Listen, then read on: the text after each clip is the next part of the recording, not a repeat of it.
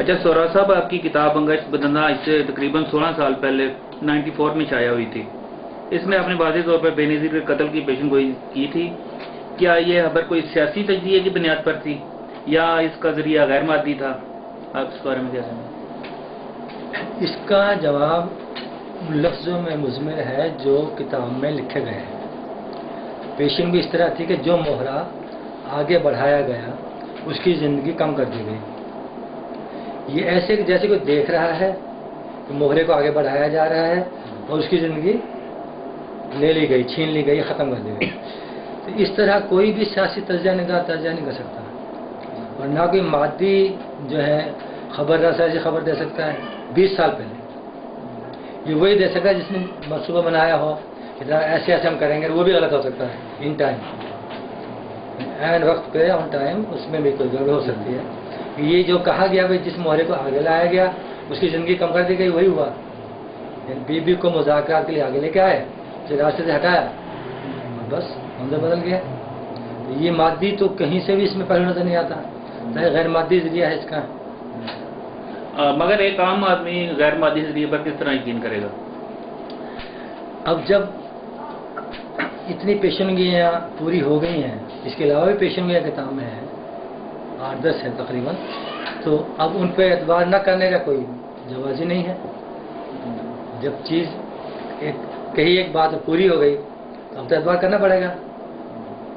اب رہی ہے کہ آئندہ کے لیے کیسے اعتبار کرے گا، تو آئندہ کے لیے ظاہر ہے کہ وہ پچھلی اس کی دیکھے گا طریقہ کار کو، یا اس کے جو سٹائل ہے، یا اس کا جو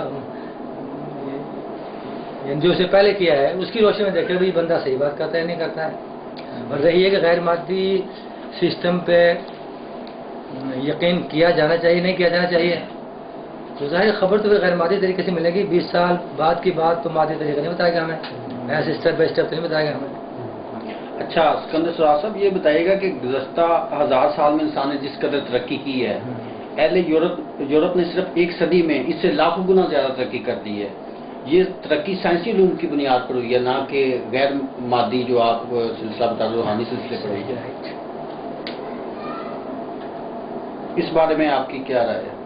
کیونکہ ترقی جو سائنس نے کی ہے اس میں شبہ نہیں ہے کہ بہت ترقی کی ہے، لیکن سائنس کی ترقی کو ہم دیکھیں کہ اس کا رزلٹ کیا ہے، اور کیا وہ جامع ترقی ہے انسانی زندگی کے لیے. سائنس نے جو ترقی کی ہے وہ یک طرفہ آدھی ہے، اور اس کے مثبت سے زیادہ منفی اثرات ہیں، وہ سب کے سامنے ہیں. سب سے پہلے دیکھ سائنس میں اخلاقیات نہیں ہے، جذبوں کی بات نہیں ہے، رشتوں کی پہچان کی بات نہیں ہے. اس نے صرف مادی آسائش دی ہے دنیا کو، جس سے کیا بڑھا، حریانی بڑھی، بےہودگی بڑھی، اور جس سے لالچ بڑھا، ہرس بڑھی ہے. دنیا اس میں گم ہو کے رہ گیا آدمی. دوسری ترقی اس کی ہے جو اصلی دور میں اس میں آگے، تو اس کا کیا رزلٹ ہے، دنیا آج بارود کے ڈھیر پہ ہے.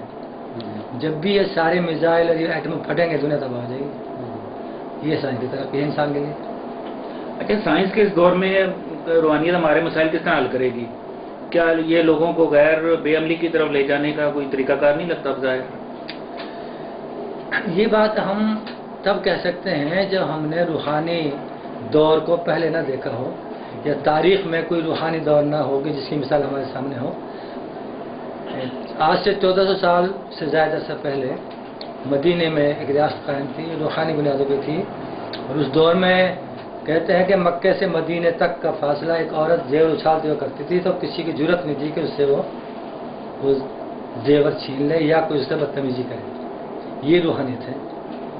اور سائنس میں یہ ہے کہ آپ یہاں دیکھیں کہ چوک پہ کھڑی ان کو روکتے ہیں گاڑیوں کو، نکالو بھی ہجوم ہوتا ہے وہ نہیں چکتے وہاں.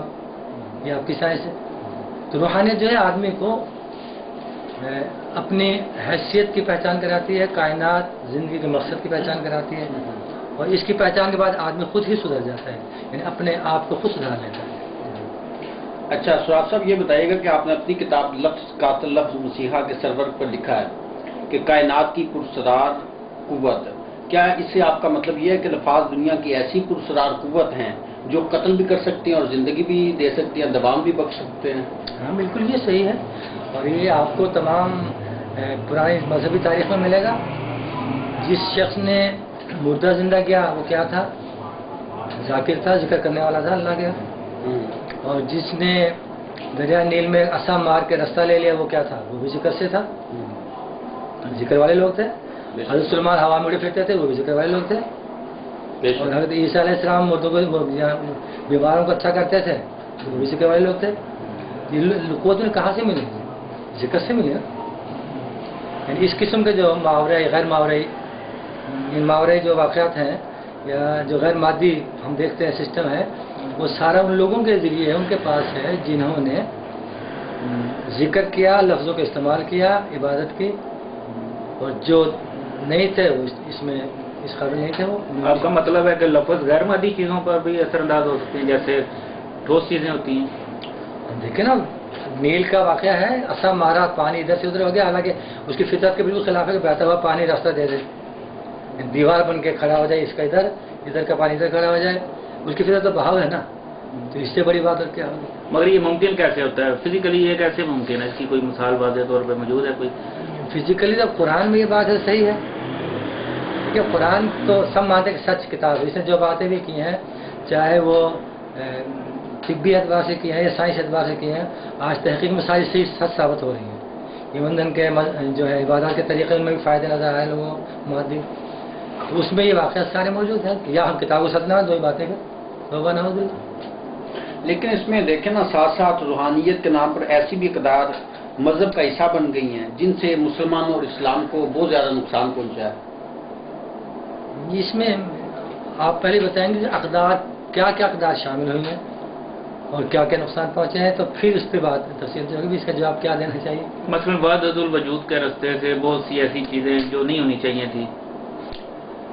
یہ اصل میں وحدت الوجود، وحدت الشہود، یعنی ہم اوست ہم دوست، وہی ہے سارا کچھ اور اسی سے سارا کچھ ہے، یہ باتیں عام لوگوں کے لیے نہیں ہے ایکچوئل، یہ ان جاننے والوں کے لیے ہے، دیکھنے والوں کے لیے ہے۔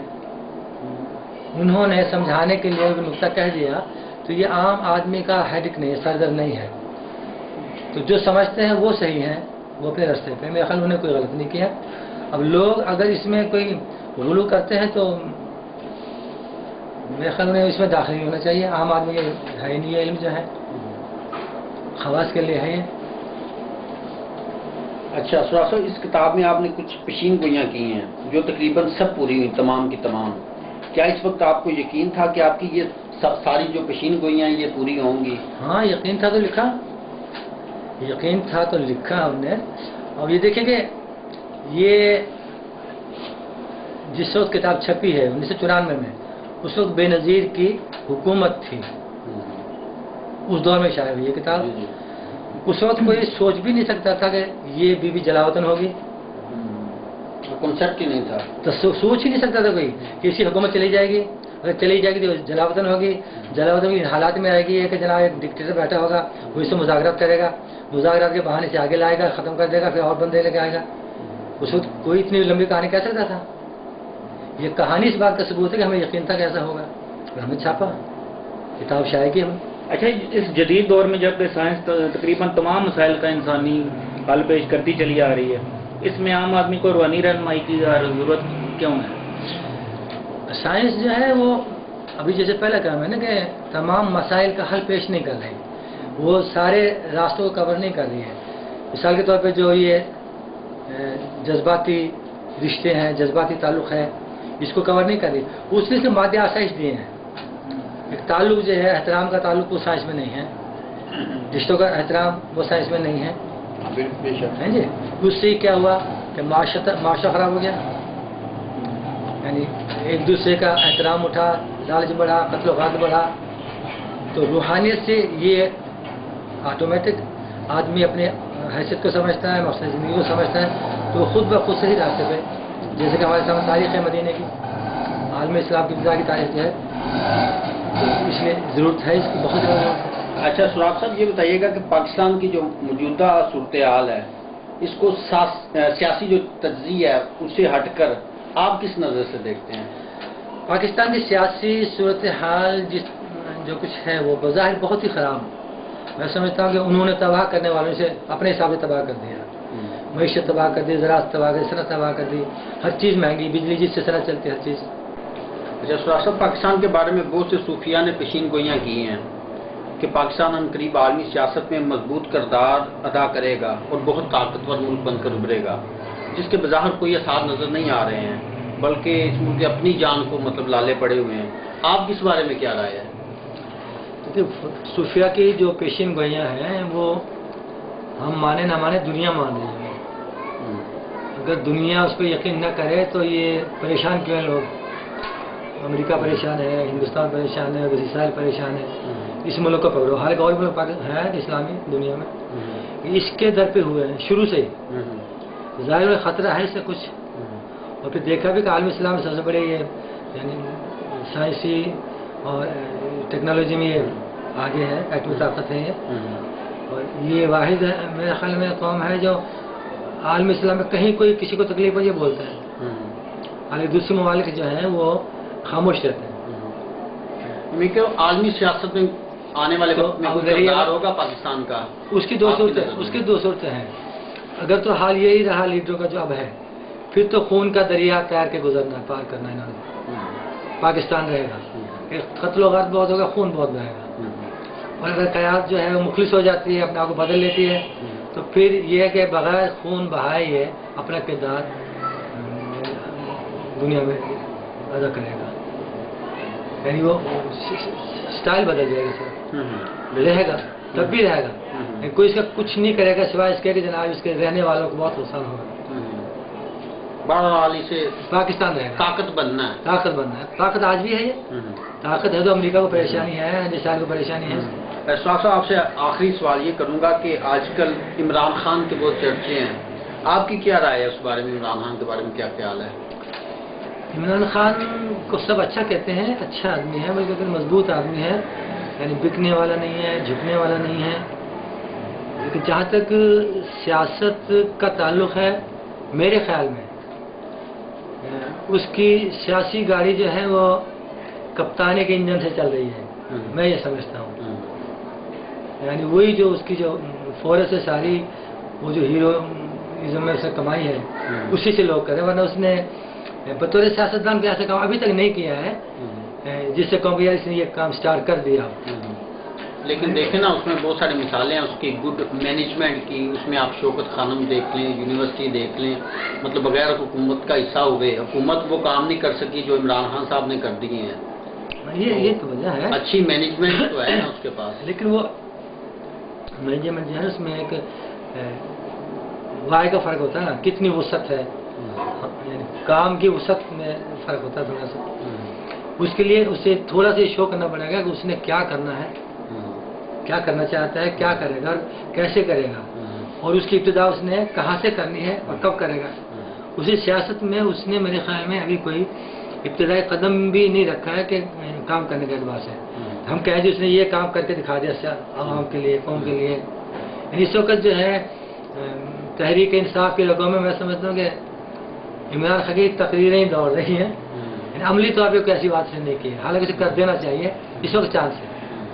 اس وقت لوگ جو ہے نواز شریف بدزن ہو رہے ہیں، حکومت کے بالکل ہی خلاف ہے، نفرت جسے کہتے ہیں کہ مل جائے رستے میں پتھر مار کے مان لیں. تو اس وقت وہ کوئی ایسا کام سٹارٹ کرے جسے لوگ کہیں ہاں یار اسے کام شروع کر دے، کچھ کرے گا، کہیں سے شروع کر دے، چھوٹا کام بڑا کام، یعنی ابتدا کرے کہیں سے.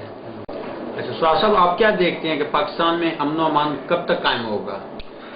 پاکستان میں امن و امان کی صورتحال جو ہے جن کی بگاڑی ہوئی ہے، جو اتنی محنت سے اسٹیج پہ پاکستان کو لے کے آئے ہیں، وہ امن و امان تو قائم نہیں ہونے دیں گے. اور اس صورت میں انہیں کہ جب ہمارے قیادت بھی حکمران ایسی ہے، ہماری حکومت بھی ایسی ہے جو ان کی بات مانی جا رہی ہے، تو امن و امان کا سوال پیدا نہیں ہوتا. البتہ اگر انہوں نے اپنا پیٹرن بدلا، یا جسے کہتے ہیں مخلص محب وطن محب قوم بنے یہ لوگ، اور کچھ کرنے کی کوشش کی، تو پھر یہ کہ ایک دفعہ اس میں حلق ہو جاتا ہے زبردست. پھر وہ اپنا پورا زور لگائیں گے. اور پاکستان کو اس وقت کہتے ہیں پھنسا ہوا ہے تو اسے کر دو جو کچھ کرنا ہے، اس کے بعد پھر قابو نہیں آئے گا، اور اس کے بعد قابو بھی نہیں آئے گا. امید ہے انشاءاللہ کہ اس دفعہ اگر یہ کرائسس سے گزر گیا، سنبھال گیا، تو پھر یہ قابو نہیں آئے گا. عوام بھی بیدار ہے اس وقت، ان کو بھی شعور ہے کون کیا ہے، کیا کر رہے ہیں. تو یہ بھی ان لوگوں نے بخشیں گے، اور جب اچھے لوگ اوپر آ جائیں گے تو باہر تو ان کے غداری سے لیتا ہے نا سارا، میں سمجھتا ہوں یہیں سے خریدتا ہے، لوگوں کو زمین خریدتا ہے، ہم سے کام لیتا ہے، جب بے زمین رہیں گے نہیں تو ظاہر کہ پھر پہلے یہ کہ ایک دفعہ حلہ والا ضرور ہوگا، ہر حالت میں ہوگا، اس کے بعد امن و امان میں ہو جائے گا، صحیح۔ اس کے بعد